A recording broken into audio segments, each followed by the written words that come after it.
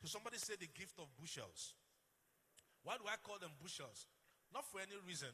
The only reason is simply because Jesus said, you don't light a candle and put it under a bushel. So I call it the gift of bushels because there are two things you can do with a bushel. It's either you bury your gift under it or you illuminate your gift on top of it. That's what bushels do. So ask your neighbor, where is your bushel? What was her answer? Where is your bushel? I'll tell you the truth.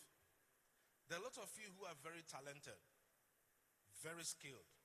I was watching the man who was playing the sax. I was blown, enjoying what he was doing. And in my mind, I was just telling myself how far this man can travel with a bushel. That's all you need. With a bushel. There are some of you who are already lighted up. You have discovered your gifts. You have discovered your uniqueness. You understand your magic.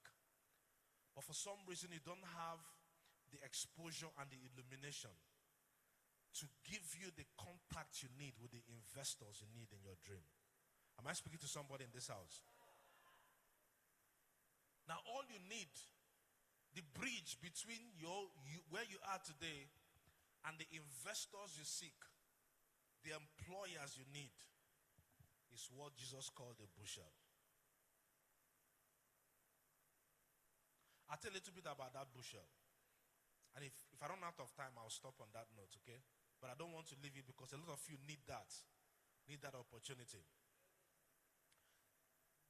6,000 years before Christ, a couple known as Amram and Jochebed,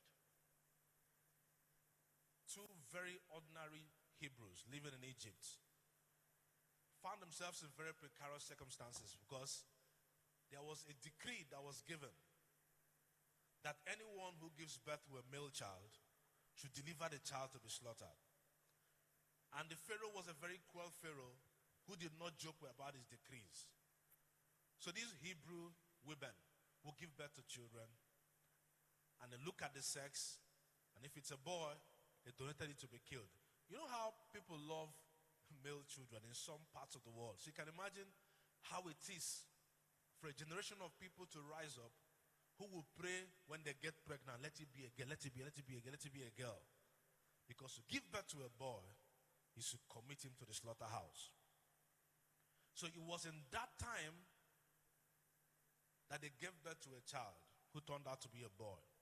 Now the mother looked at this boy and fell in love with him. He didn't know how to announce that I've given birth to a boy and it was time for him to be killed. So she hid the boy against the decree of the emperor of the universe. You know, Pharaoh of Egypt was the Donald Trump of the world at the time, because Egypt was the world's only civilization at the time and a world power. So it was the decree of the emperor of the universe. And this woman said, I will not kill my son. So she hid him. But unfortunately for her, Moses was a very, very troublesome child. So 3 months as an infant, he had become so noisy. He would cry and cry and cry. So it became obvious that she could no longer hide this child. And she knew that if this child was discovered, the child would not only die, but she herself would go to the slaughterhouse. But she said, I will not let this boy die. So she thought about what to do. She went to God and asked God, what do I do? The child is too special to die. And God told her, put him on a bushel. And she said, how? What is this bushel all about? Now, the Nile River is the longest river in the world. It traverses 11 African countries, from Egypt to Burundi. It was the most celebrated river at the time because that was where principalities and royalties came to take their bath. You know, back in those medieval times, rivers like that were places where people displayed their pomp and pageantry. Only royalty. Poor people bath in streams. The wealthy and the aristocrats took their bath in those rivers. Remember the deputy commander or the commander-in-chief of the army of Syria, Naaman, when he had come to be healed of leprosy and Elisha had asked him to go take his bath in Jordan. His response was, how can I take my bath in such a demeaning river and not Abana and Pharpar, the rivers of Damascus, more in sync with my social status? Remember he said that. So that was where royalty, thank you, that was where royalty took their bath. So God gave that woman a vision. He said, take your child, put her on the Nile, put him on the Nile, and let the Nile take him into the hands of royalty. And the woman said, but the Nile is where all the sharks are.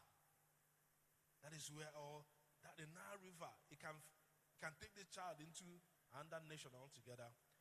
And God gave that woman a revelation that was very uncommon. He told her to tever the basket. Somebody say tever. Now tever is a Hebrew word that was used only 2 times in the scriptures. The first time it was used was when Noah built an ark. Because the word ark, there are 2 arks we know of in the Bible, the Ark of the Covenant and Noah's Ark. Am I correct? Those 2 arks have two Hebrew meanings, or 2 Hebrew words that represent them. Now, but the Hebrew word that represents the ark that Noah built is a word called tever. The only other time it was used in the Bible outside Noah was in describing the basket that woman built for Moses. That basket was called tever. So that ark, that basket was actually an ark of refuge. So what God was simply telling her is, you're about to donate your child to a borderless nation. Make sure you zip him around with value systems that will protect him and preserve him where he's going. He's going to be exposed to customs that are hostile to the values you know. So make sure you tever him. And that's what she did. So she put that tever, is like a coal tar that is put around the basket. So the tever preserved this child until he was discovered by royalty. Now, can you imagine that? At the end of the day, we hear that the same Pharaoh who had decreed that this child should die was the same Pharaoh who invested in the training of this child until he came out of the university. Because a woman discovered the secret of bushels. So the Nile is like what you call today the World Wide Web. The problem I have with a lot of believers is they don't do the tevering work on their lives. So when they go to the social media platforms, they get lost. That social media is not a place where you go to import. It's where you go to export your craft.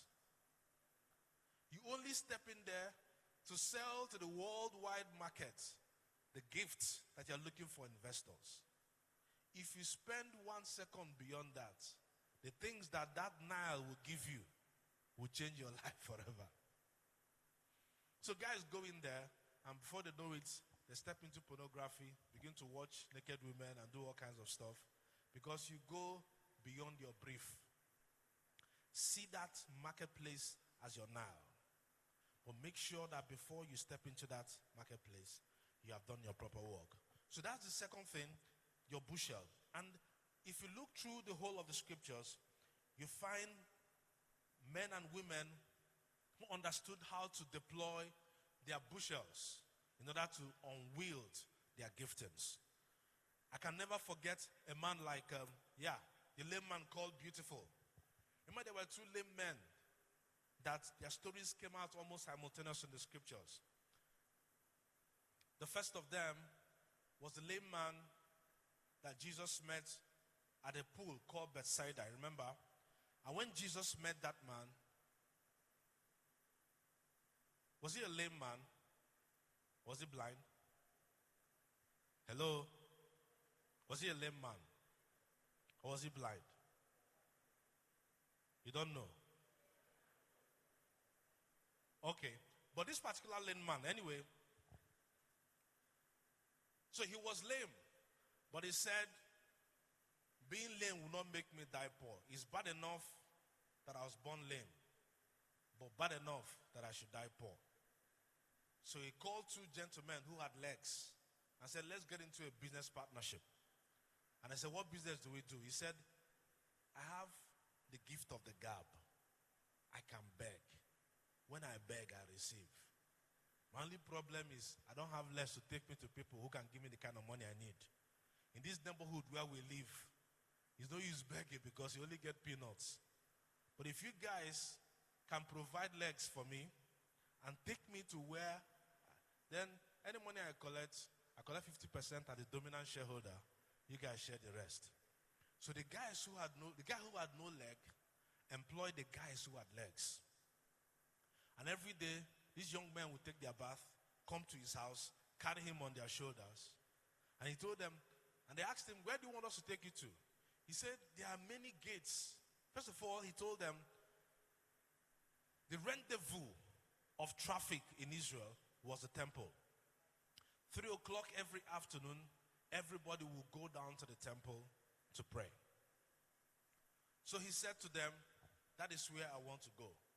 But listen, there are many entrance gates into the temple. But the one I'm interested in is where the rich and the powerful access the temple through. It is called the Beautiful Gate. And they said, okay, so we take you there.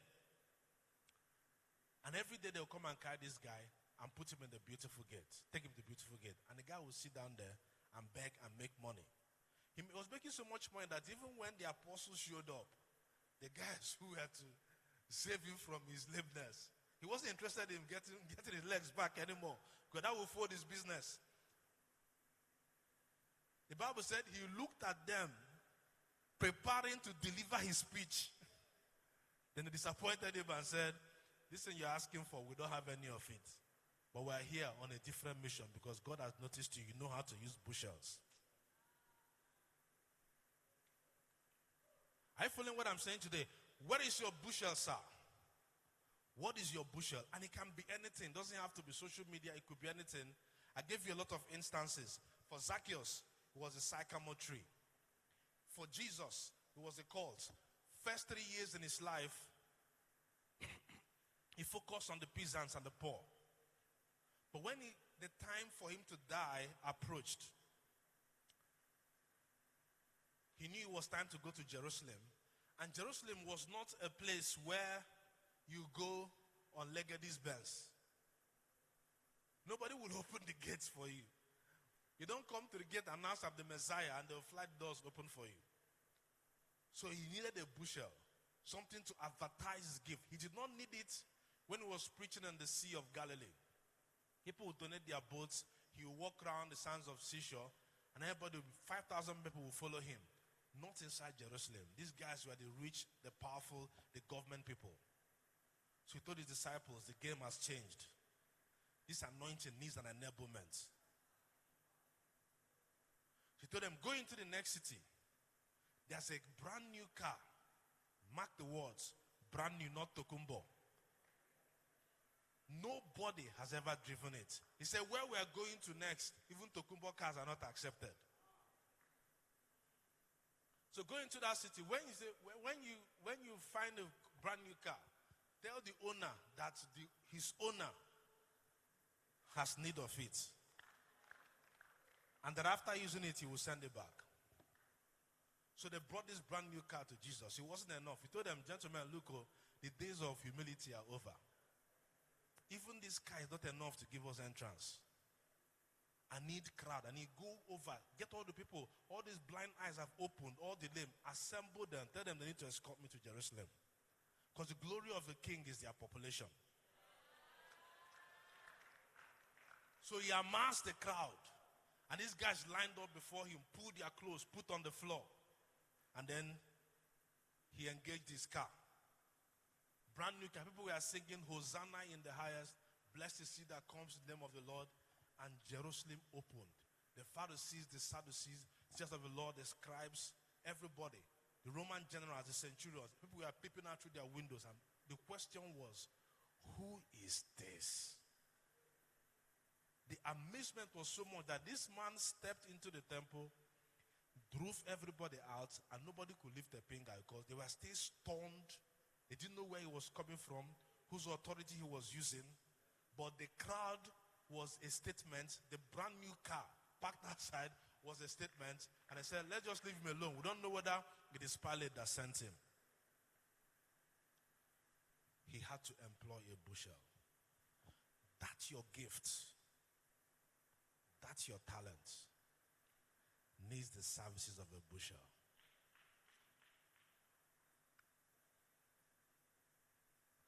Time will not permit me to move on.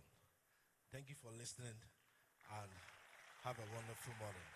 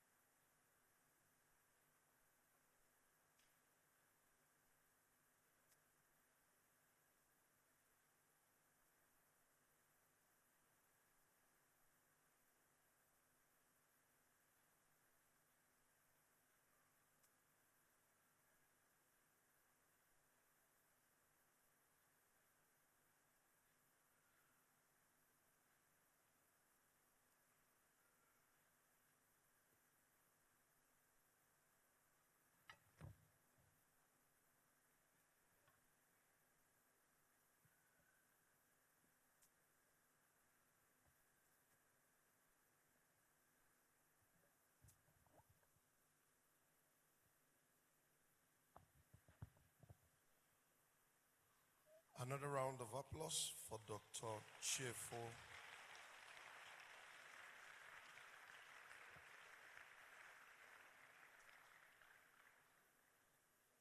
We've had two wonderful sessions this morning, and very shortly we'll be going into the panel sessions.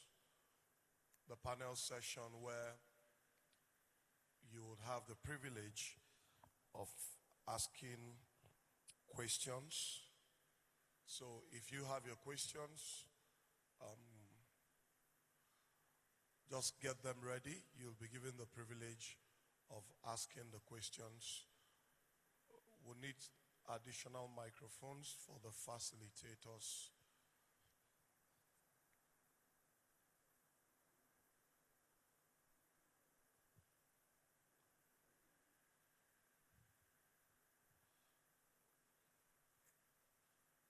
I'll just give you an opportunity to share something with just one person beside you while we wait for the arrangement for the panel session. Just go ahead and one person shares something very striking from the first speaker, and then the next person shares something striking from the second speaker. Sharing is one of the ways we digest information. I didn't say in groups, just two of you, just two people. Just talk to the person beside you.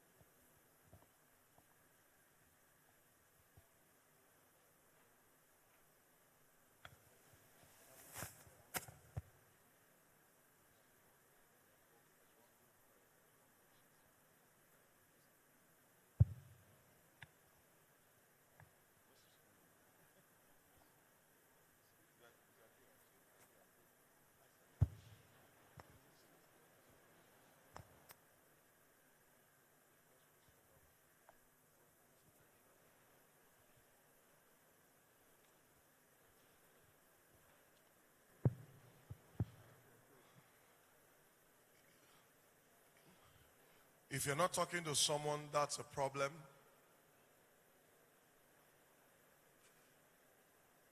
If you're sitting beside someone and you're not talking, that's a problem. The world needs to hear you. The world needs to see you.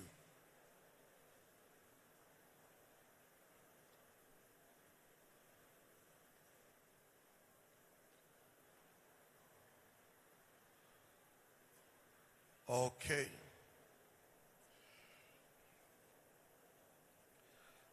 Thank you very much. I appreciate the person who has shared knowledge with you. Just clap for that person.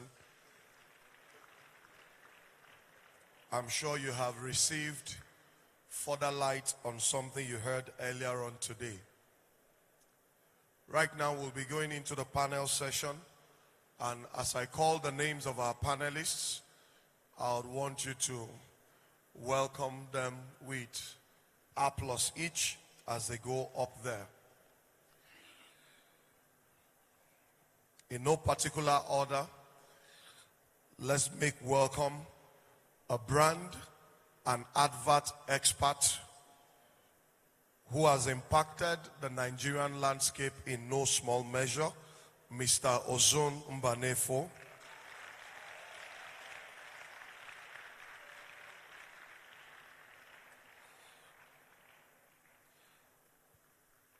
A life coach, author, pastor, mentor, and financial expert, Dr. Chefo Ejiofobi.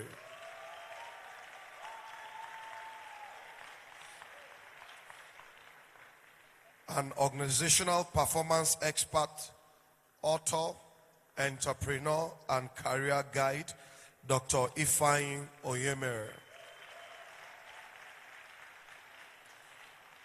Lastly but not the least, a financial expert, renowned economist, investment banker, and serial entrepreneur of great repute, Dr. Nnemeka Obiareri.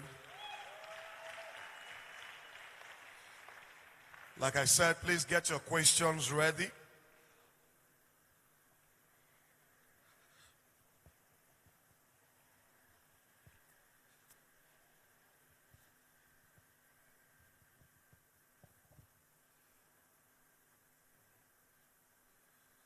Thank you very much, sirs. It's been an impactful weekend.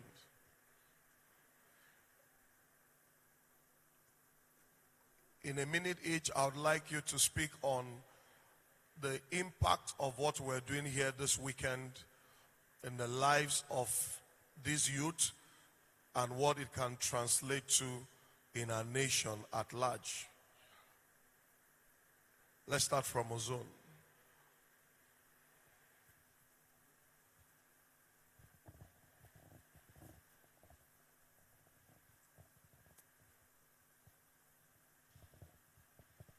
Good day, everyone.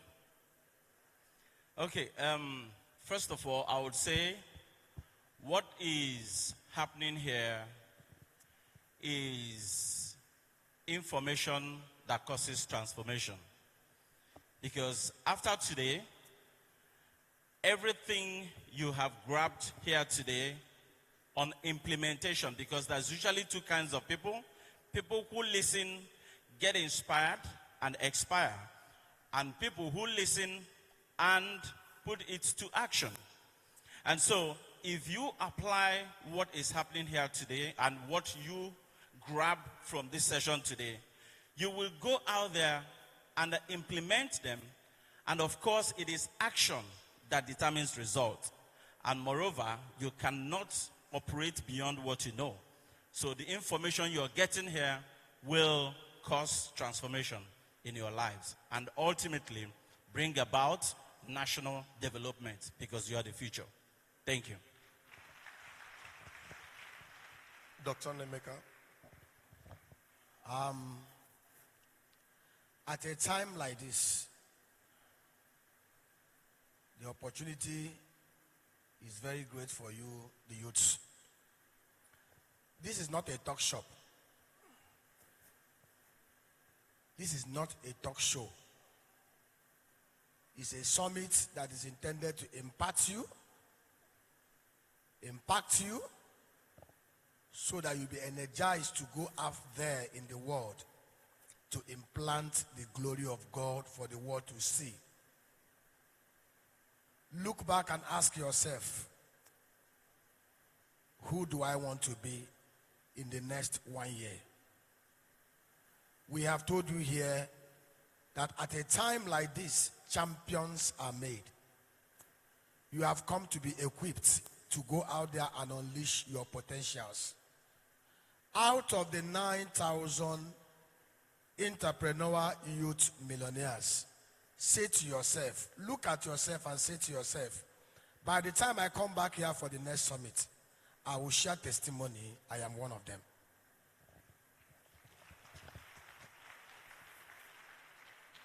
Dr. Chifu.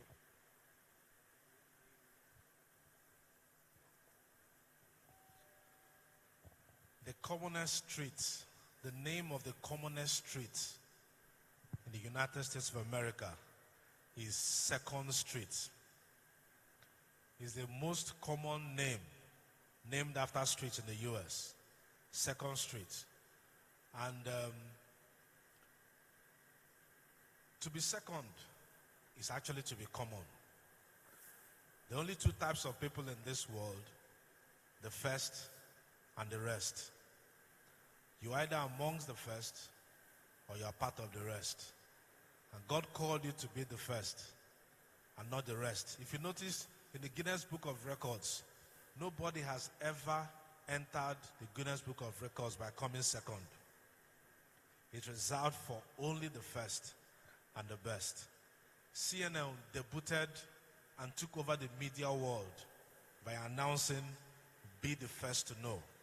I believe that this event was put together to take you from a life of average, a life of mediocrity, and put in you a desire and a thirst to see yourself amongst those who can become first in this life.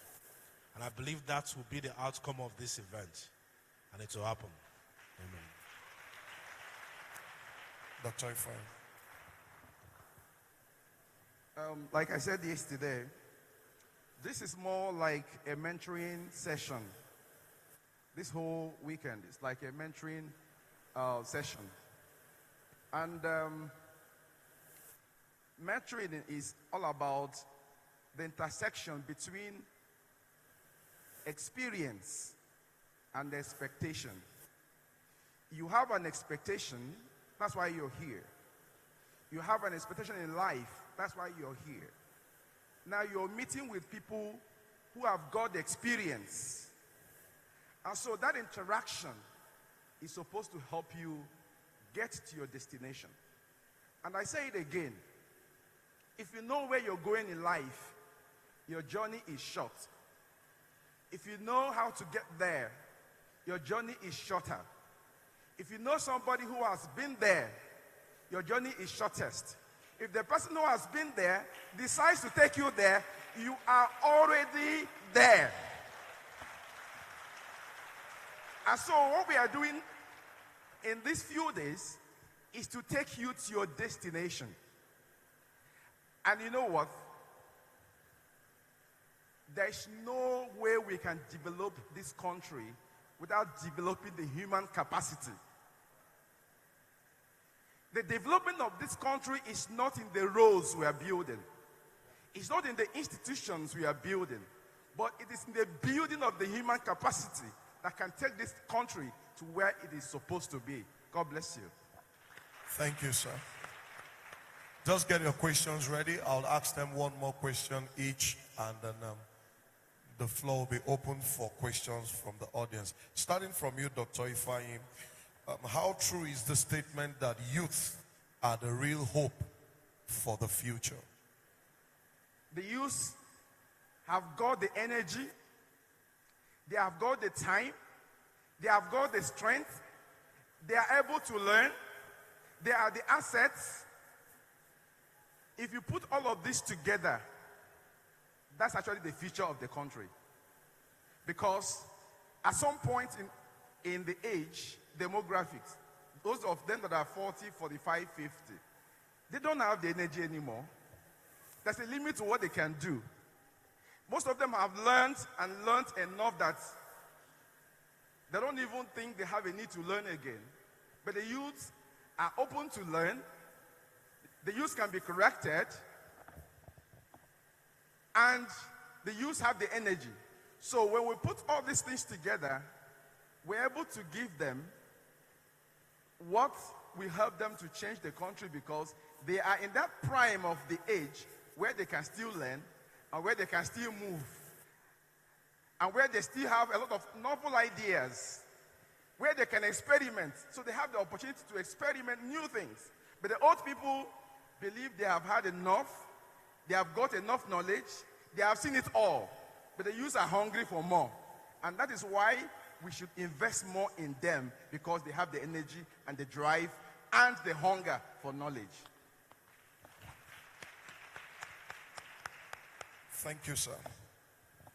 Dr. Chefu, if with the explanations he has made, what is expected of the average youth in Nigeria with a large population, with a large youth population, what should the youth on their own begin to do immediately, finding themselves in an environment like Nigeria?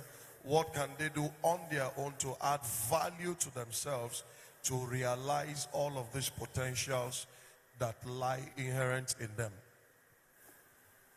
Okay, I think that's what they've already begun to do. Well, those who took our time to come into this conference today, I mean, I can't imagine them. I don't know the number of youths we have or the population of young people we have in Imo State or the Southeast, but you can see that those of you who made it, a lot of young people who do not place any value or premium on what is going on here.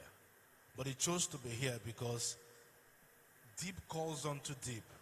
Something in your heart tells you that there's something I need to know that I do not know that can help me make the transformative impact I need to make as a young people. So first is to congratulate you for taking out the time to come in here today and leave all the things you had to leave aside in order to come here. So the instant reward you are going to get is that there will be an exodus of knowledge from the myriads of mentors who are gathered here to you, and that will be the equipment you need in order to drive tomorrow. So tomorrow, your colleagues and your peers are going to see you, and they'll be wondering, it's not the same friend we used to have.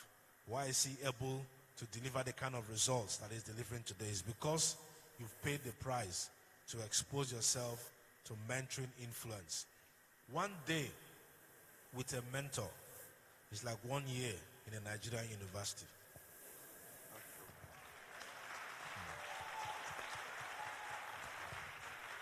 So congratulations. Thank you, sir. I think that statement deserves to be applauded. A day with a mentor is like a year in a Nigerian university. Dr. Nemeka, you made it clear that money is not the first thing people need to become entrepreneurs. And then the Holy Book tells us not to despise the days of little beginnings. We would like to know what kept you going, even in the face of having little or nothing, when you began life, when you began to pursue your goals. What are those things that kept you going and aiming until the big breakthrough actually came? Thank you very much. I had this conviction, even as a 14-year-old boy, that I will never die a poor boy. From a very wretched home, I said to myself, the first thing I must do is to go to school. Knowledge makes a man. From the scriptures, you will see that money is not what you need. Jacob was over 60 years old. Go and check, he was over 60 years old. Go and read your Bible, study your Bible. Jacob was more than 60 years old when he left his father's house with nothing. 20-something years after, he came back laden with wealth because he learnt and acquired knowledge. Abraham was 75 years old when he left the house of Terah, his father, to a city only known by God as per the address. 20 years after, he built up an army in his house, an army strong enough to defeat 4 kingdoms. Even after defeating those 4 kingdoms, he did not take a pin from them because he said, I don't want any man to say they made Abraham of God rich. All you need is knowledge. Even at the age of 47, having gotten to the highest level of education, I still study 3 hours every day. 3 hours every day. Seeth that a man who is diligent in what he does, he will stand before kings.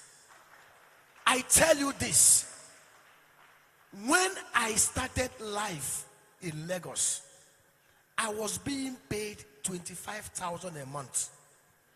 In fact, I was the best in the whole faculty by miles. I graduated 4.38 out of 5. The next person was 3.9. But do you know that when I got to Lagos, while I was doing that 25,000 naira job, even those that were less endowed, who graduated the same year with me, we are working in deposit money banks. I met one of them. He said, in America, how much do they pay you there? I said 25,000. And I asked him, how much do they pay? He said 120. I started laughing. I said, don't worry, I'm coming. 10 years after, he was a banking officer when I became a full manager in the banking industry, jumping steps, because I took out time to learn under the masters. Just like what he pointed out. All we are giving you is a compass. You will navigate your way.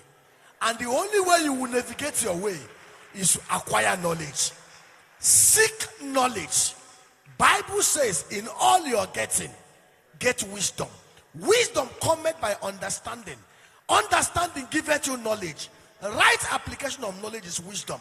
And a man of wisdom is stronger than 1,000 army encamped in a city. Wow. Thank you, sir. Thank you, sir. Mr. Ozone, how important is the subject of personal branding for today's youth? Today, our youth are being called different names, known all over the world for different things. How important is it for a youth to take responsibility for his personal brand? I said it yesterday, and it's something that we must take very seriously. I call it intentional living. Intentional living is a calculated effort to position yourself, because whenever opportunity meets preparation, the next thing that follows is success. And if you do not position yourself, it's like you're going somewhere and you come to a bus stop. The bus comes, if you are at the bus stop, what will happen? The bus will pick you. And so if you position yourself right, when the opportunity comes, it takes you to your destination. And one of the ways to position yourself is that concept of content and container. Your content and container is simply your look and feel, your packaging, and what you have inside of you. Because the truth is that if what is coming out of you is not congruent with what you look like, the next thing is an accident waiting to happen. I met a lady who worked with us in an agency, an advertising agency I worked with some years back. And this lady walked in looking very beautiful and everything. And we respected her. She doesn't talk to anybody. And we didn't think that there was something wrong because she wasn't talking to anyone. And one day, everybody was wondering, what is it? You know, they were trying to really, size her up. And one day, she got angry and she talked at the place we call the happy hour. Someone ate her food. And she entered and saw that someone has taken her food. And she opened her mouth to talk.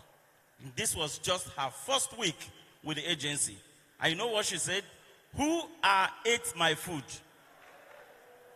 And immediately, her self-worth was reduced to nothing. In fact, the people that had her was like, wow, that's it. Because they were looking to understand whether her looks is in sync with what is on the inside. And a week after, she had to resign. Why? Because there was mockery everywhere. And back to what we've been saying here, it is a function of what you have in the inside that will determine what can come out of you. Your content and your container will determine if you will earn the money and earn the respect. Thank you. Thank you.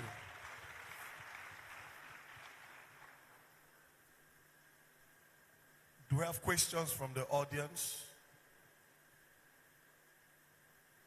Write it down. There are ushers going around to collect the questions from you, and then it will get across to us here.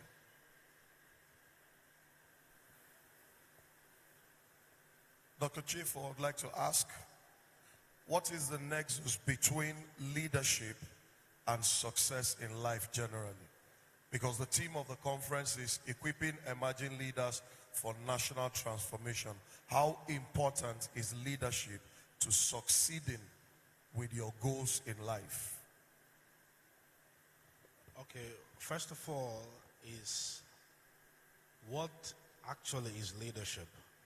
We have a very erroneous understanding of what leadership stands for, especially in this part of the world. People tend to think that leadership has to do with the offices and titles associated with a certain position called leadership. But a certain man, John Maxwell, wrote a book he called 360-Degree Leadership, showing that in whatever sphere you find yourself in life, whatever position you find yourself, you can be able to lead. A young girl, the maid of the man Naaman, who was a nobody in that society, was a slave girl, understood what leadership was all about and was able to exercise it when it mattered. When his master Naaman became leprous, she was bold enough to go up to him and say, look, your leprosy can come to an end if you permit me to introduce you to someone in my homeland who can heal you of that leprosy. We were never told the end of that story. But I want to believe that Naaman came back healed and freed the girl from slavery. That was because somebody was able to exercise leadership. So, leadership is everything. You cannot succeed in life if you don't embrace leadership and make it a constituent of your DNA and begin to exercise wherever you find us. You can imagine if at the end of this conference, we unleash everybody seated in this hall and you all go out and decide to take up the responsibility of leading.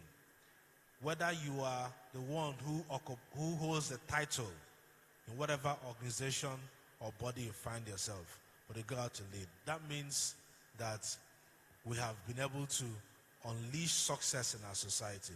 So, are they connected? They're not connected. They are the same thing. Leadership is success. Wow, thank you very much, sir. Leadership is success.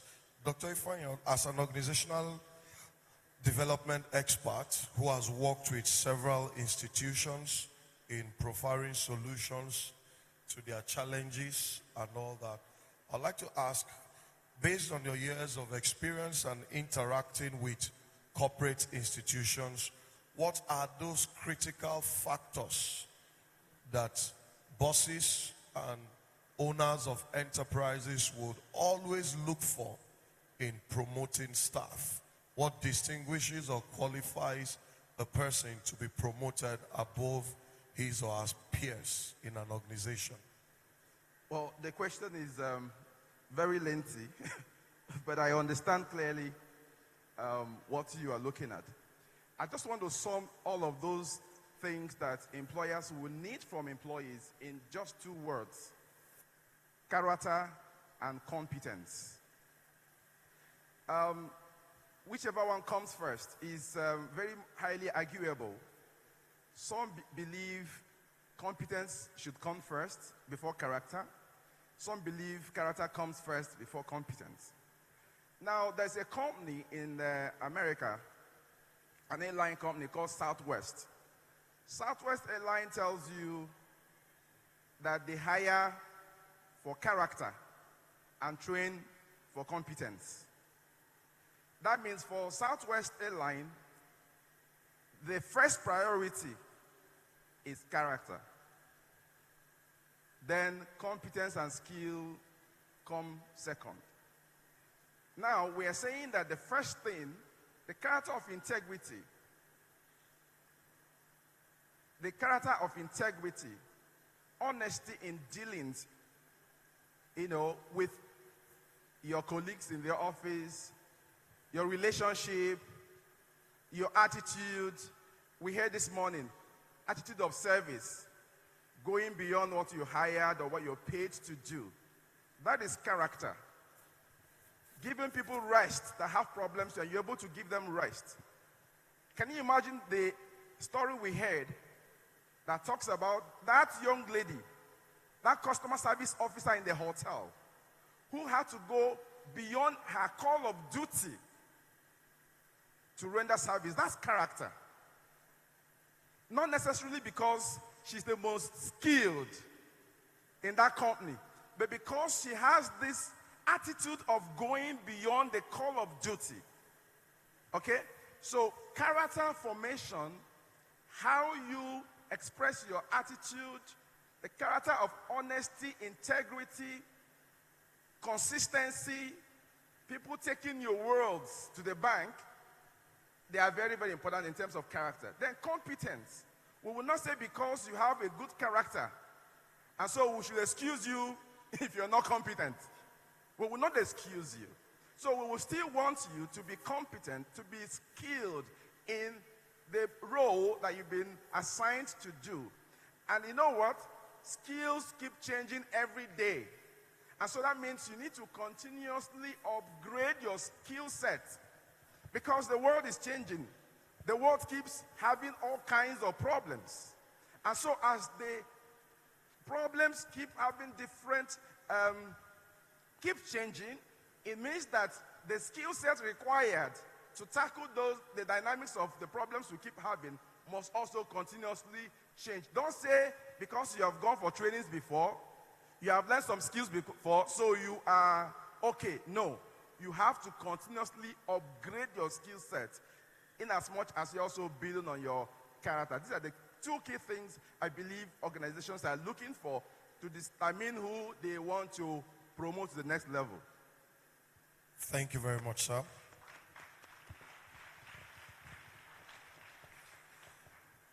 This question is for Dr. Chefo. Please, sir, can you tell us why people fail interviews?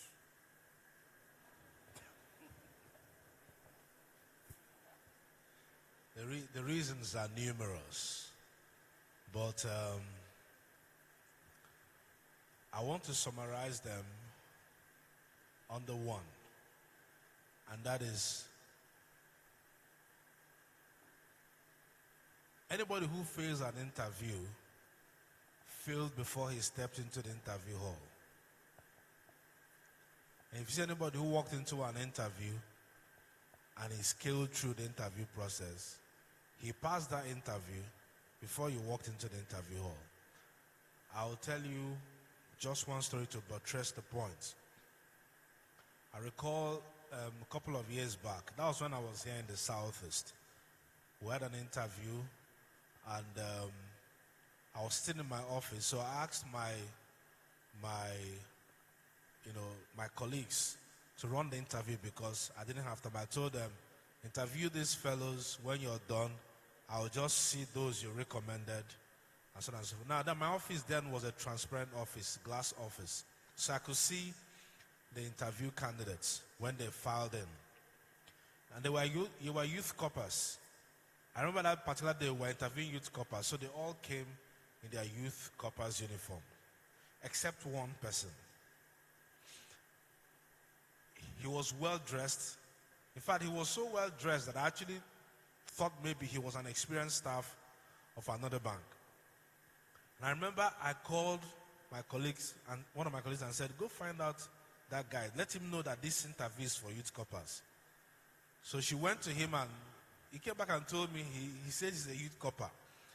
So he was the only person dressed differently, dressed in a beautiful suit and not looking like a corper at all.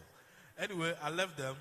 After the interview was over, they brought the interview sheets for me, and I noticed that the three people who interviewed them all said decline, decline, decline.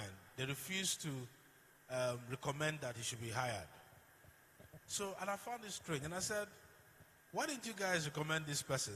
And everybody said, no, he wasn't good. That person, he wasn't good. I said, it's strange. So anyway, at the end of the meeting, I sent for him, and I said, let me have a chat with you and to find out what he did on the interview table. I was wrong. And when he walked in, on interviewing him, I found that he was excellent. As a matter of fact, whilst in school, as an accounting student, he went in from year one and began to read for his ICAM. So at the point that the school, he graduated from university and he was given his university degree, ICAN also told him he was now chartered. So he left university, chartered accountant, and had a degree in accounting. Secondly, I found in his CV that he took time to document his skills. In fact, one particular skill he mentioned in the CV that I found very interesting was that he was very good with the piano. Because at the time that I was having issues with pianists who bill me to death if I asked them to come for an event. And I said, if I hire this guy, I have somebody, a skill I've hired for free. I kept looking at him, and I also noticed he was multilingual. He could speak Yoruba and some other, was it French or some other language? So I called my staff, and I said, what exactly is the reason why people said this guy? This guy is obviously head and shoulders above everybody that came for the interviews. And they told me I should excuse the guy. So I told the guy to leave. One after the other, they came to me and said, look, Oga, we know you very well. If this guy joins us, it won't be long, he will become our boss.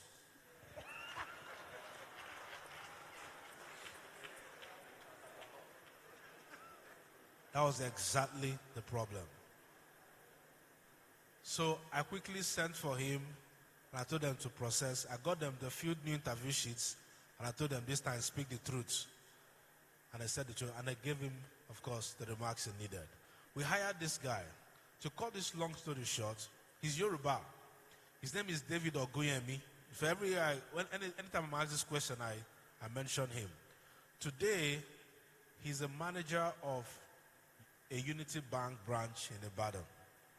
In fact, within the 1 year he served with us as a copper, immediately he finished, he didn't take, while he was still a copper, I processed for him to be retained in the bank. He got retained, he spent 1 or 2 years with us, moved over to Lagos, and the rest is history. He just flew to the top, just like, my colleague was saying.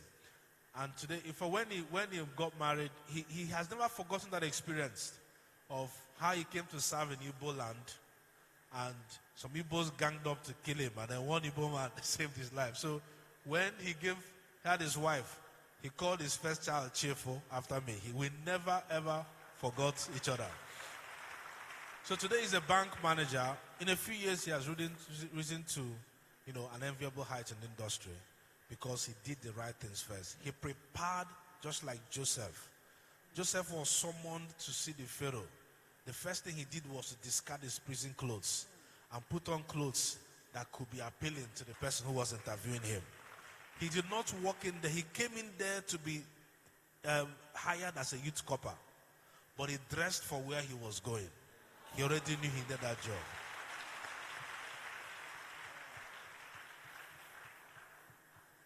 Those who failed did the opposite.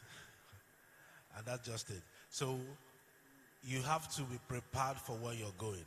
Every battle you win in life, you have to win it in your mind first. You have to see yourself there. You know, I've attended interviews that I was offered things that were beyond my competence. And I left the interviews and wrote back and told them, I'm sorry, but honestly, this is what I told people to do. I can't do it all. It has happened many times. There are many times I've walked into interview panels and the guys looked at me and they gave me 3, 4, 5 times. And I said, no. Truly speaking, I wasn't serious when I was telling people those things. Because I walk into the interview panel, my confidence and my demeanor, my candor, and the time I spend understanding your business.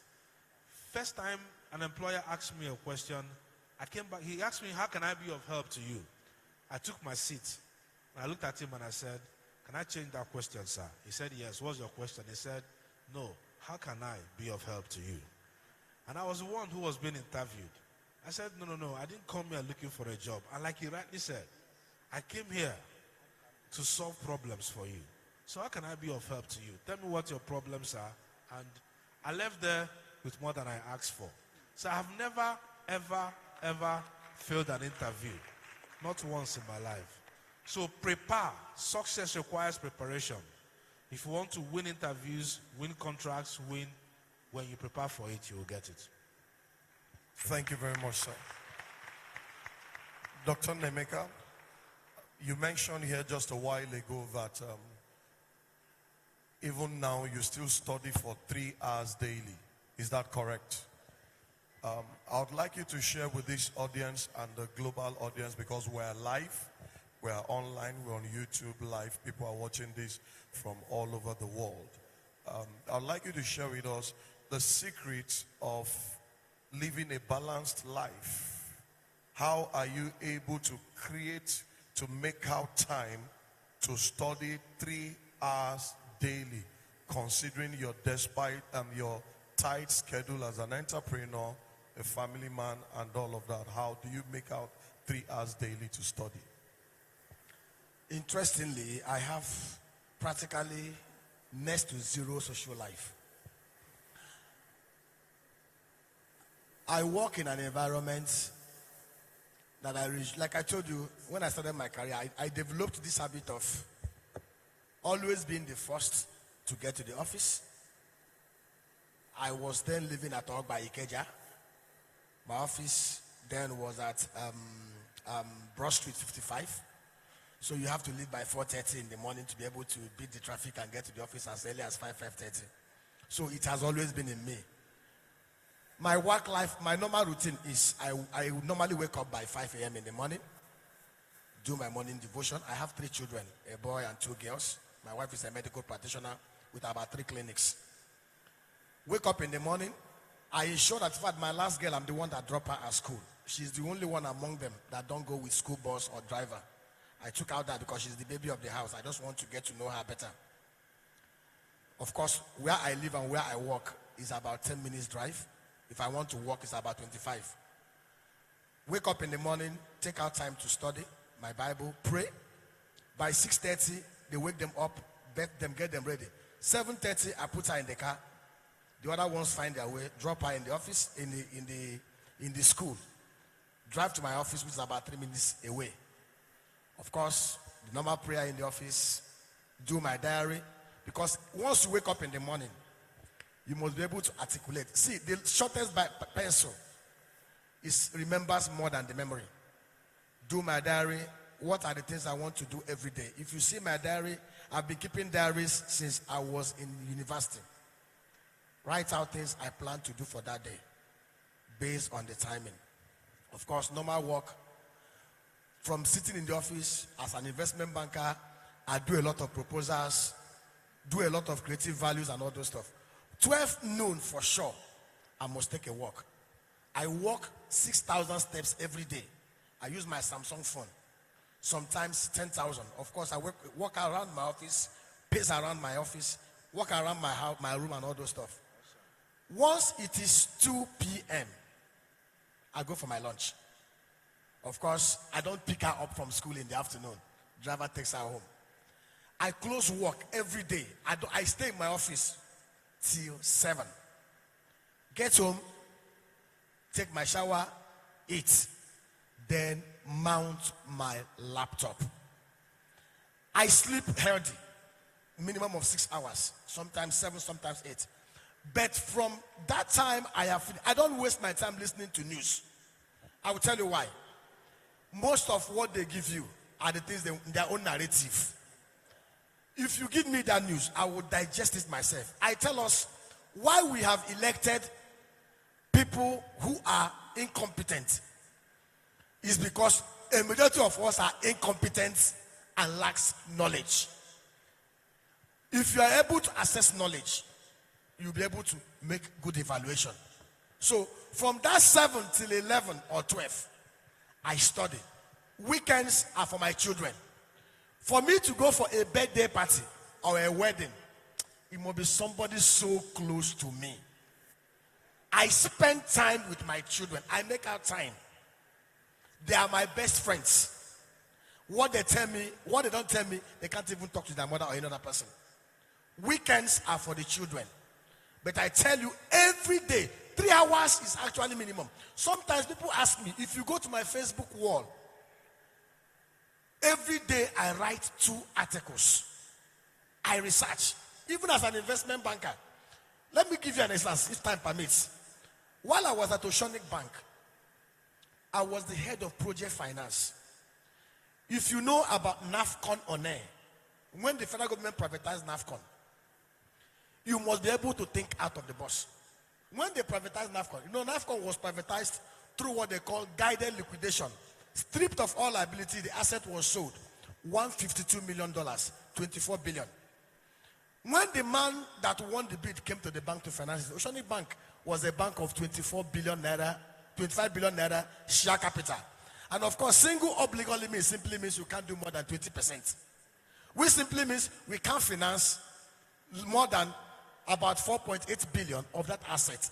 But here we have a 24 billion asset that must be funded.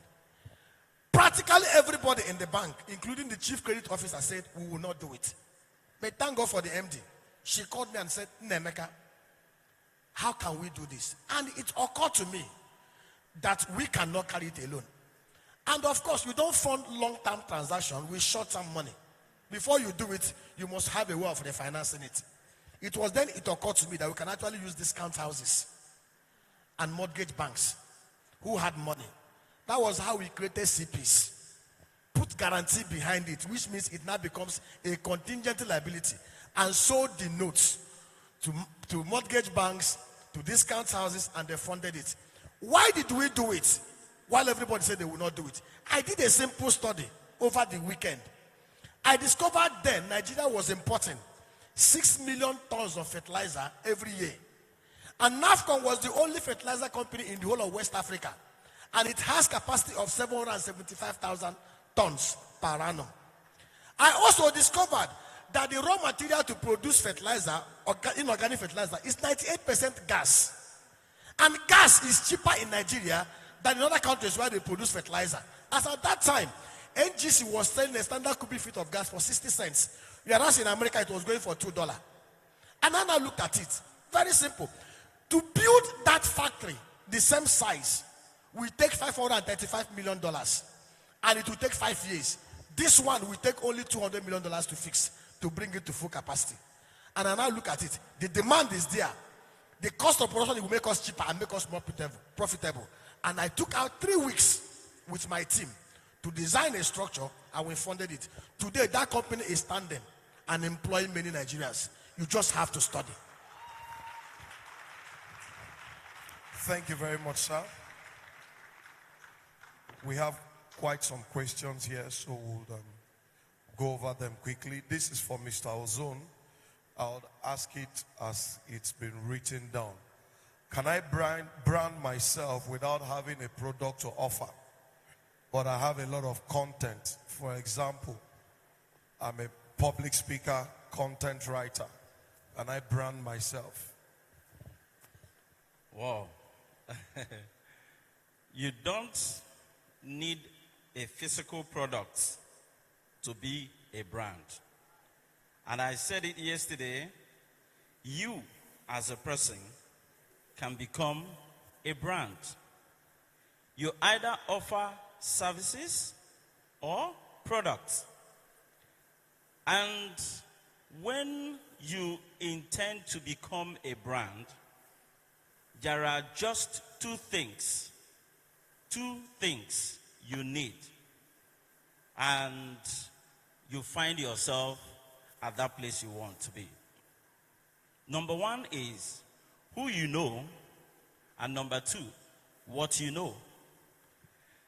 And a lot of times, people think that for you to really know these things, you have to go to a specialized kind of school. I keep saying it, education is what you need, not really a school. Because a school is a platform where education is delivered. And now, the most powerful school you have is in the palm of your hand. And it's called your smartphone. Your smartphone is smarter than some of the schools that you think you want to go and study. And how do you do that? You know, I met a young man some 2 years ago. He came to the academy to get trained, and he was telling me, I don't have a laptop. And I asked him a question, what do you have in your hands? And he said, mobile phone. I said, is it Android or internet enabled? He said, yes. I said, that's your school. To cut the story short, this young man is an entrepreneur, and he's a mobile developer, an app developer. He designs websites. He's employed about 3 people. He's paying people salary today. And how did it happen? On his mobile phone. He started learning and unlearning certain things that he needs to get him to where he wants to be. And that's the same thing that applies to you, the public speaker. For anything you want to know is online. The best question you ask Google is how to. And mention whatever it is, it will shock you. There are thousands and millions of people that has done that thing in the past, and they have transferred it online for you to just go, gain the knowledge, and move forward. Thank you, sir. Thank you, sir. Dr. Ifeanyi, this is a predicament that befalls a lot of youth in Nigeria and perhaps some African countries. This one says, I'm a graduate from IMSU, 21 years old. I opted to study law and was granted admission to study English and literacy. I'm in a dilemma. I don't have the flair for writing. I have more passion for music, theater, acting, and computing. I plan to go back to school to study theater arts and computer science. What do you advise I do? Now, this is a predicament that faces a lot. There are those who are even, maybe they are still in school, and the course they are studying might have been foisted upon them by parents, peer pressure, societal pressure, and in course of their study, they are realizing they've got passion for something else. How do you advise they go about it? What exactly should such people do? Okay, so the question has a lot of components around it. You're already in school, right? He's graduated already from Imo State University. Okay, you have already graduated, and perhaps you studied a course that is outside your passion. Yesterday in my class, we talked about the Benjamin's pyramid for choosing, for designing your life and choosing a career in life. At the base, there are about 6 of them. At the base, we talked about your life values. And that's actually the domain where your passion is resident. The things that you value, the things that are very important to you, they should actually stand as the base, the superstructure that determines the kind of career you pursue in life. Now, if you have satisfied the interest of your parents and you have you've got your degree, now is a time for you to satisfy your own interest. Are you with me? You have satisfied your parents by, you didn't drop out of school because it wasn't your passion, but you finished it, so that money was not wasted. Now it is a time for you to go back to the drawing board and you're asking yourself from that basis, what exactly is your passion for life? What are the values that you stand for that drive you? For example, yesterday I was talking about people choosing a career based on values.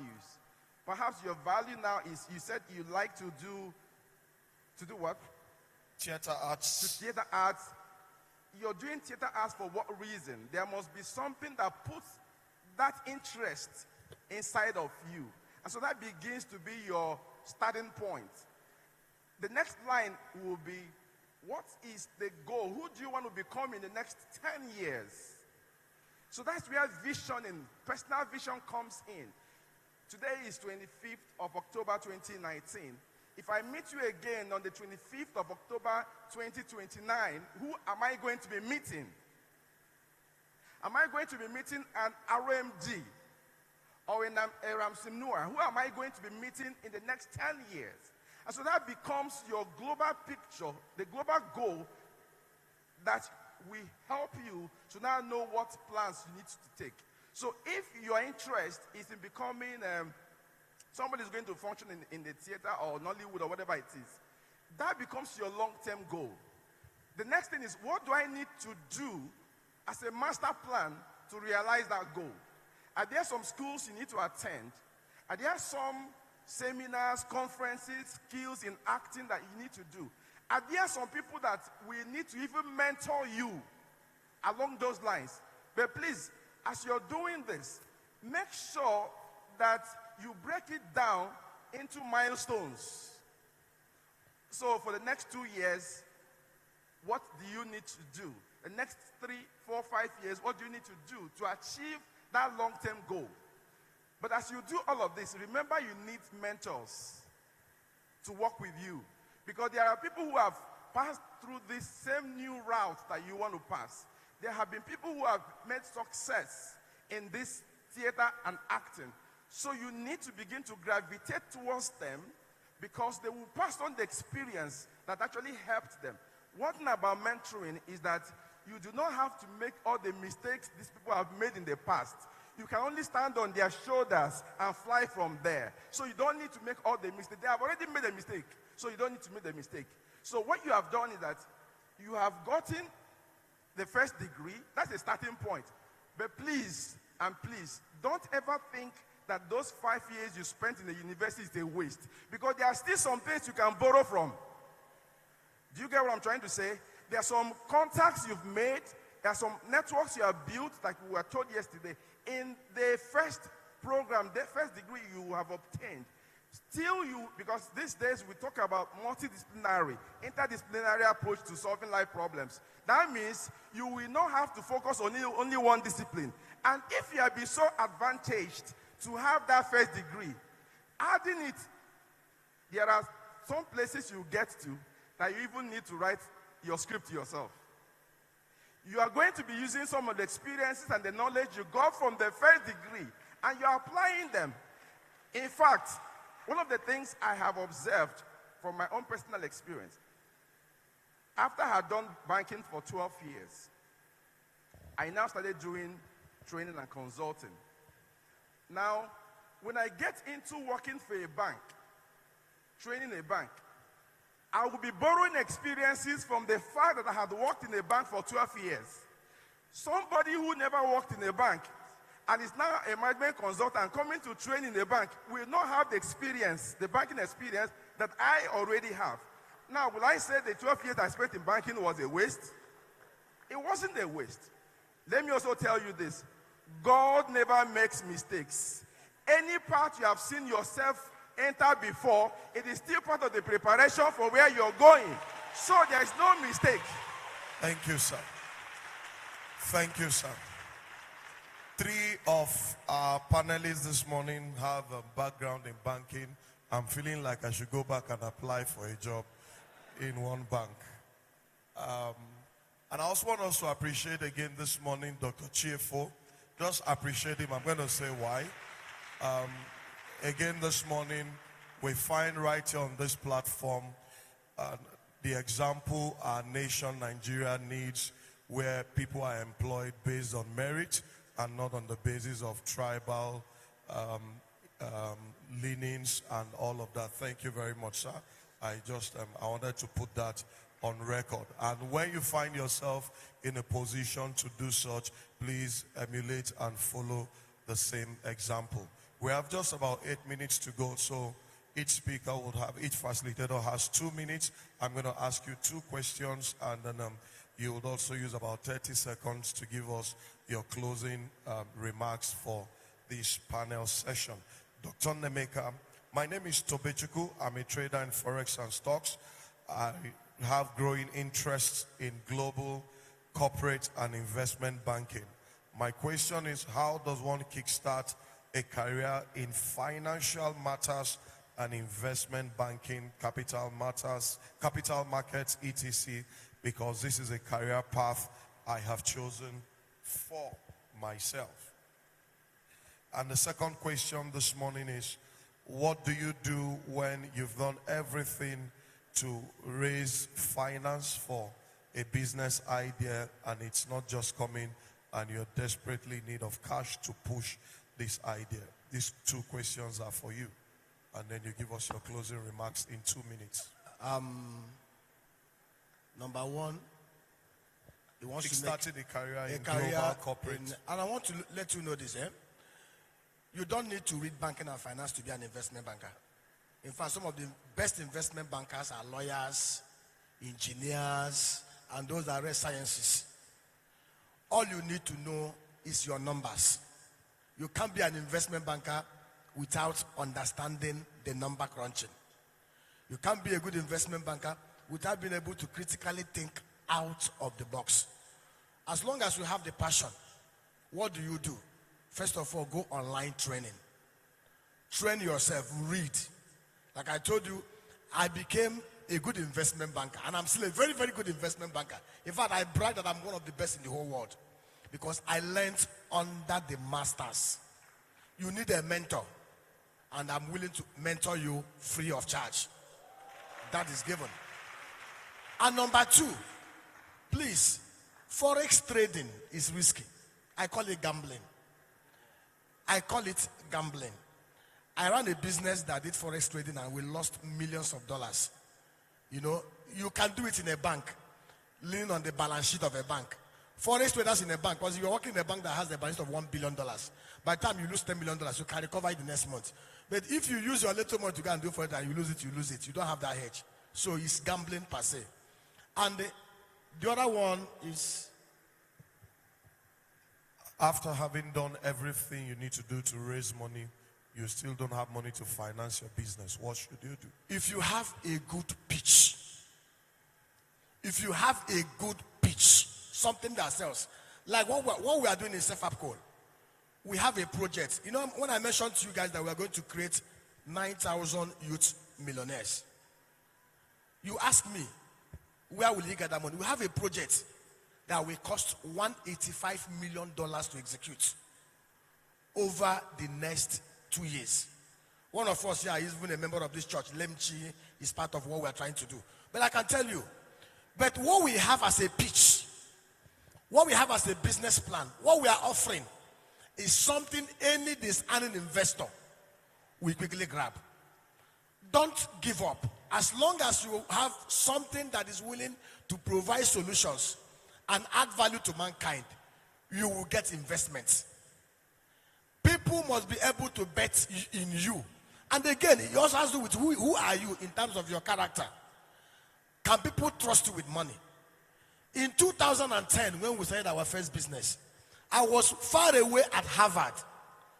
When people betted in that, they transferred $5 million for to start a business. They were not scared that this guy can decide to stay in US without coming back to Nigeria. Do you know why they did that investment? These are people that have known me over the last 10 years. And these are people that know, to the glory of God, that this man has conquered the demon of greed, that he would rather die than to eat your money. People must trust you. Ask yourself this question: are you trustworthy? If you're trustworthy, people can believe in your, bet in your integrity. Integrity is not what you claim. Integrity is a lifestyle. I have worked in more than 7 banks, and I can beat my chest. Every kobo I have in this life, I can account for it. It's a testimony. If you have it, people will bet on you. God bless you. Thank you, sir. Thank you, sir. Mr. Ozone, in 2 minutes, someone asked he would like you to throw more light on the concept of ROI and how this concept can reposition one for high performance and becoming a person of value. Okay, yesterday I couldn't finish ROI. The first one, like I said, is relevance. The second one, originality. And the third one, impact. And when you combine these 3 ROI, you get the real ROI, which is return on investment. And so, as a brand, like I told you, it's a calculated effort, intentional living. Relevance is very simple. What you bring to the table will determine what can enter and come back to you. And I said it yesterday, you can never be remembered for what you contribute. You can only be remembered for what you contribute. But the second one, which I was about to talk about, which is originality. You know, the truth about originality is that a lot of times people think that for you to become what you want to be, you need to model someone else. But I tell people, your authenticity, the originality of your brand, what makes you stand out. The reason why people will shift attention to you is simply because you are you. And it is only the you in you that makes you who you are. At the end of the day, people are not interested in looking at a photocopy. They want something original. They want something fresh. They want something that nobody has seen before. And so what I ask you to do, look at what every other person is doing and decide to stand out. Something happened some months back, when I was teaching the concept of ROI. And a student came up with a concept that went viral. What did the guy do? He decided to come up with a 3D zebra crossing, a painting on the floor that makes it look like it's an obstacle. I wish I have the video here, I'll show you. And of course, we went ahead to paint this thing on the road, and guess what? That stuff went viral. In fact, BBC came to interview us and interview the guy. And the upper month, 3 advertising agencies were dragging who will pick the guy. Right now, he's earning some real good amount of money, which I will have not to disclose. But you see, when you're original, when you have something just completely different from what other people are doing, people will shift attention to you. And the other side to originality is also your authenticity. I say integrity is the currency of the future. When people see you and see how original and realistic you are, they take you serious. And when you talk, people can take your words for it. And the third one is impact. Impact is that reason why people will think of you and they will rejoice. Why? Because you have left something in them. Everywhere you go, make sure you leave a mark such that when you are not there, they will remember you for what you contribute and not what you consume. Thank you very much. Thank you very much. Thank you very much. Dr. Ifeanyi, in 2 minutes, how important is critical thinking in Nigeria becoming a better country?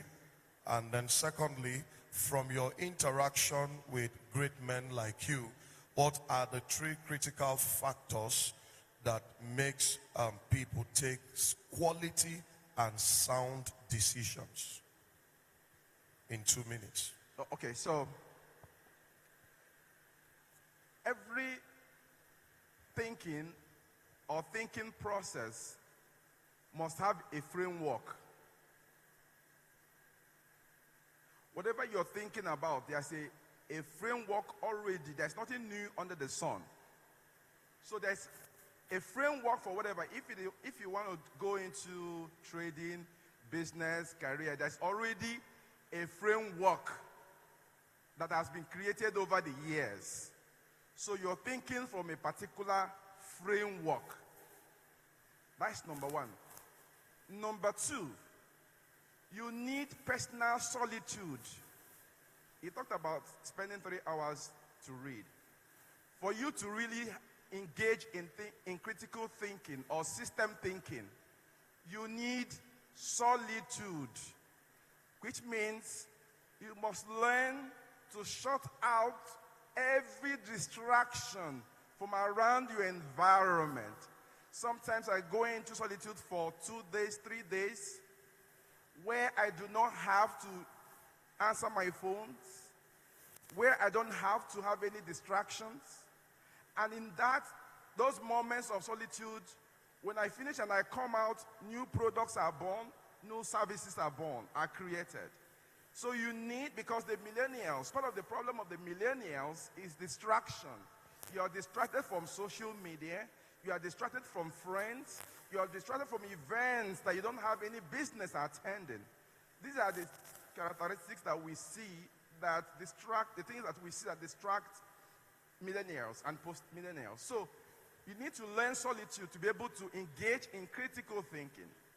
Number three, the problem of the 21st century is no longer a problem of ignorance, but it is a problem of illusion of knowledge.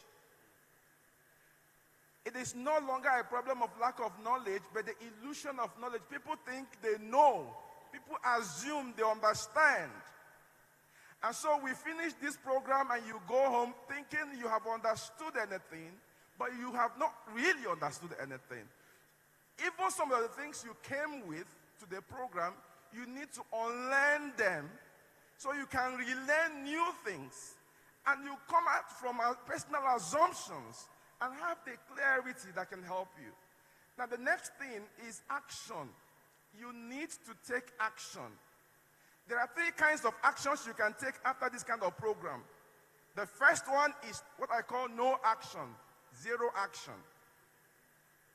So we finished, you enjoyed the talks, and you go home and you do nothing about them. That's zero action. In fact, there are 4. The first one is actually retreat action.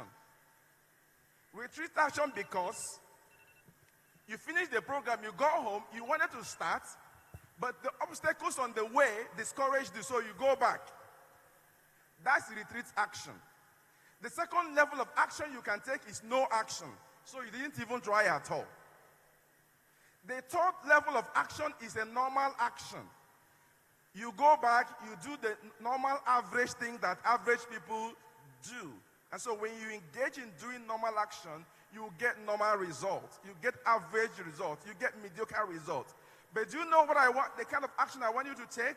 I want you to take massive action. Everybody say massive action.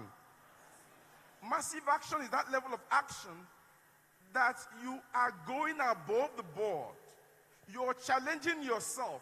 You're going beyond your comfort zone to do things you've never done before. And when you do things you've never done before, you get the results you have never got before.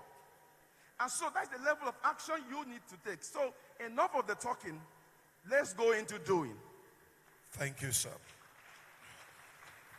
And finally, before Dr. Chefu, I saw a report of a survey carried out by, published in Harvard Business Review. It's called the Forgetting Curve.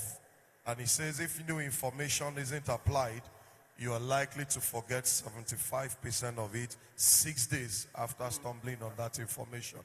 It's called the Forgetting Curve. If you don't apply it within 6 days, you're likely to forget 75% of the new information you got. Dr. Chefu, in the case of the bushel, the gifts you have at times are not fully developed. My question is this: is it right to start displaying your gift to the world while in your preparation season? How do you know when you're ready for the world? The second question is, with the illustration you made from the scriptures concerning the candle and the bushel, I liken myself to the candle and I know my bushel. But my issue is with the man that will place me on the bushel. What do I need to do to make contact with the man or the men who would place me on my bushel? 2 minutes to address this question and give us your closing remarks. Okay, this strikes a chord for me, especially with an area that I'm very passionate about. So, permit me to stand up to address it.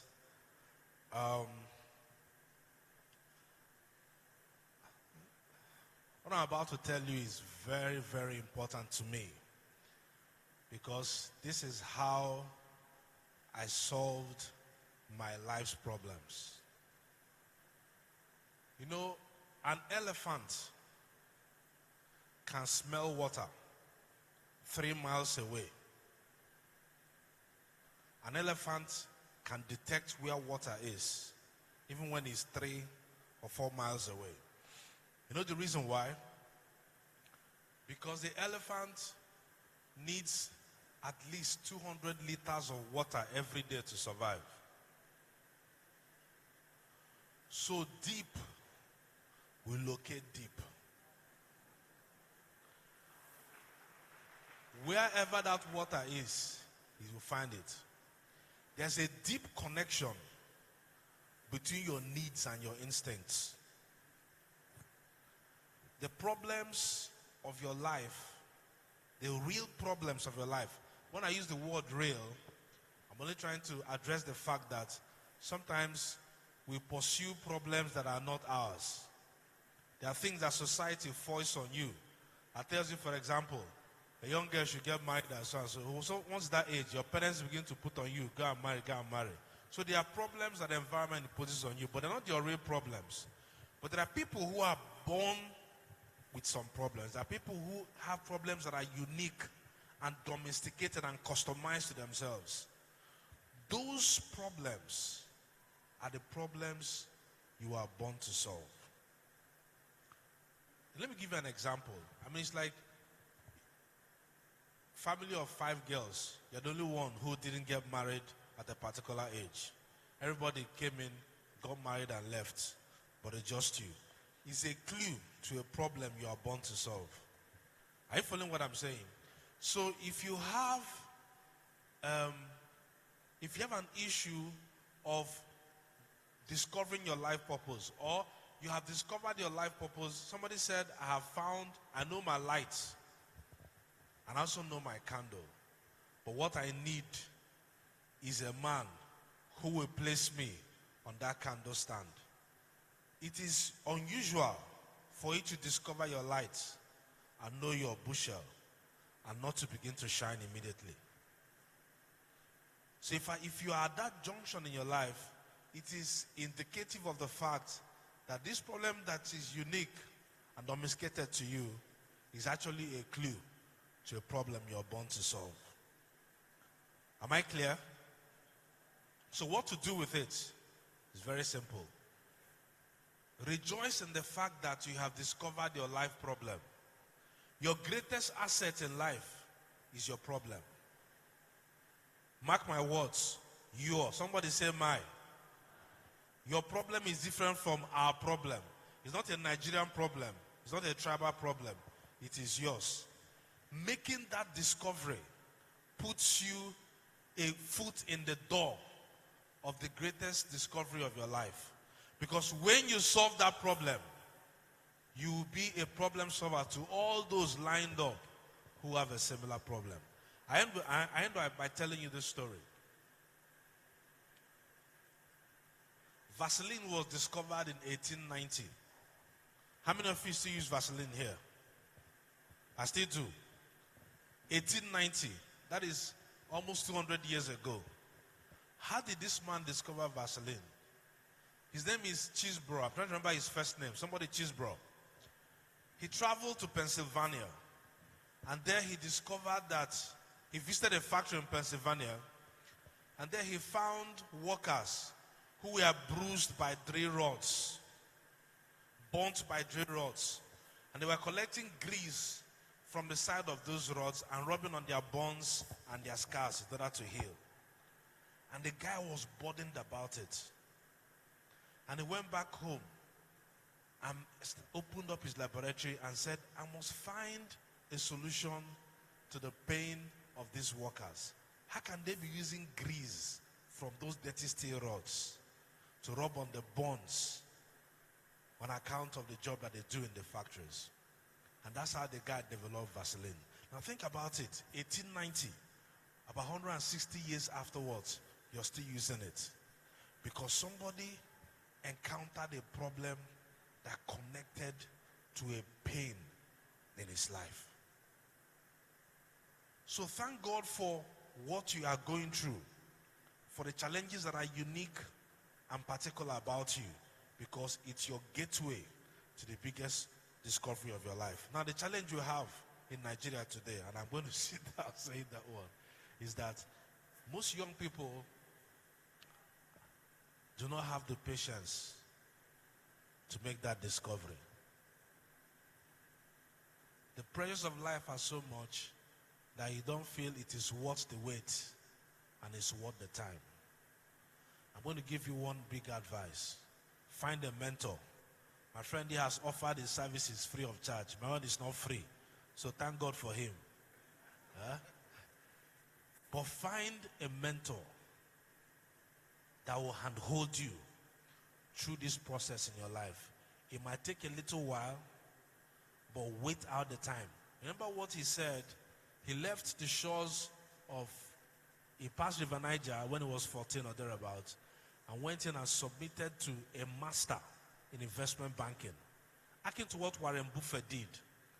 And this guy trained him. After he finished training him, he went to find a job where he was paid $25,000 a month. But he had capacity to earn much more. But that was what was available at the time.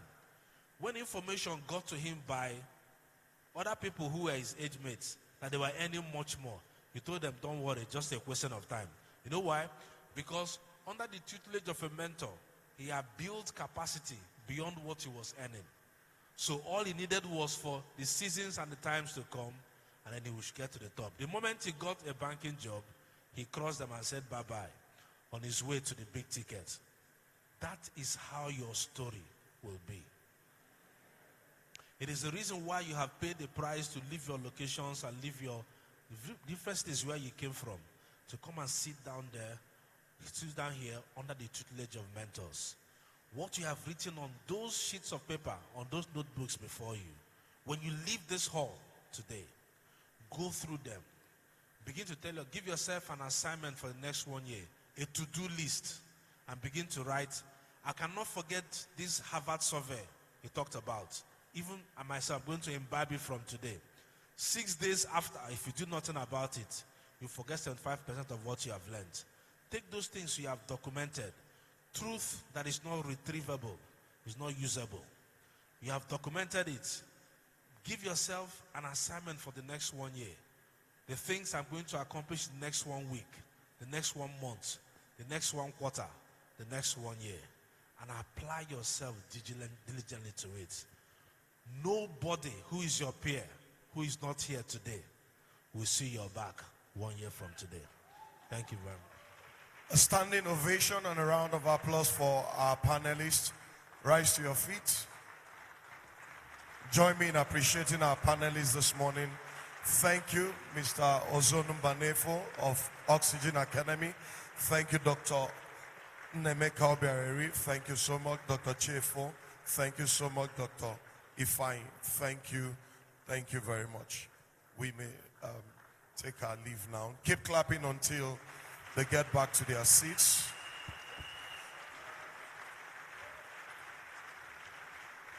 With a round of applause, I would like us to welcome the Vice President of the Golden Heart Foundation, the man who has been working tirelessly behind the scene to ensure that everything goes on smoothly. Help me welcome Pastor Norbert Onaga.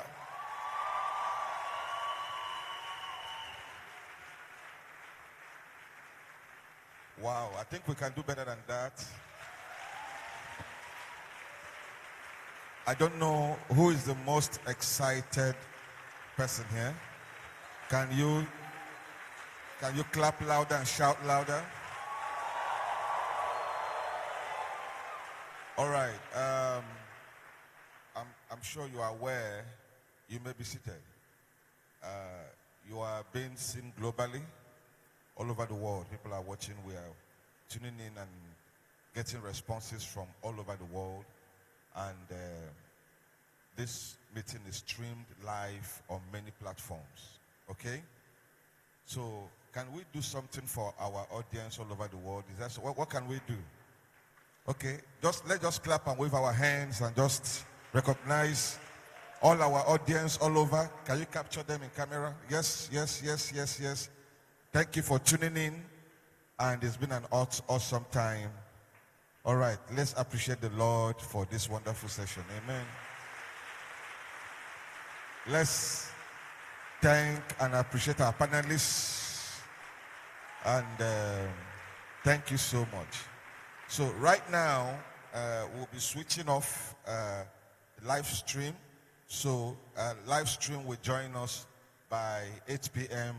this evening at the mega rally at Hero Square. So I'm made to understand that all the people are around. Tim Godfrey is in town. Frank Edward is in town. Chioma Jesus is in town.